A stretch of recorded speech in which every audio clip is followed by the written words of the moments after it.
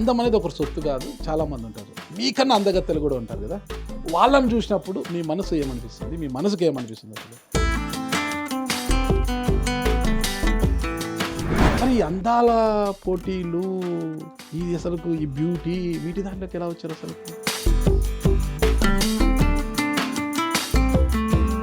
సినీ రంగంలో కూడా ఈ వేధింపులు, సెక్షువల్ హరాస్మెంట్స్, కాస్టింగ్ కావచ్చు, దాని పెద్ద రాద్ధాంతమే జరిగింది కదా, అలాంటివి ఏమన్నా ఈ రంగంలో కూడా ఉంటాయండి? ఎక్కడ లేదు చెప్పండి, ఐటీ సెక్టర్లో లేదా? నాకు ఎంతమంది చెప్తారు?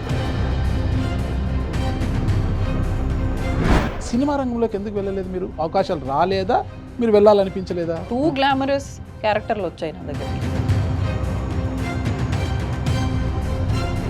ఈ అందాల పోటీలన్నీ కూడా ఆ సామ్రాజ్యం మరింత విస్తృతంగా ముందుకు వెళ్ళడానికే అని అంటుంటారు విమర్శలు అన్నాడు. దాని గురించి మీరేమంటారు? ప్రపంచాన్ని నడిపిస్తుంది అంటే మాఫియా అంటారు దాన్ని.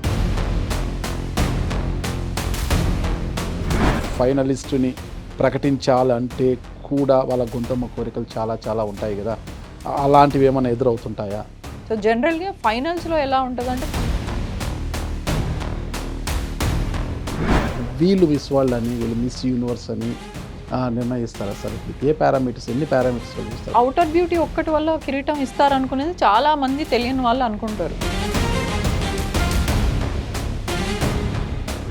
ఈ అందాల పోటీల్లో కూడా, ఈ గ్లామర్ రంగంలో కూడా ఈ ట్యాంపరింగ్ అనేది ఉంటుందా? సో ఆల్రెడీ ఇయర్స్ టుగెదర్ ఒక లెగసీని తీసుకొని ముందుకెళ్తున్న prestigious international pageants like Miss World, Miss యూనివర్స్లో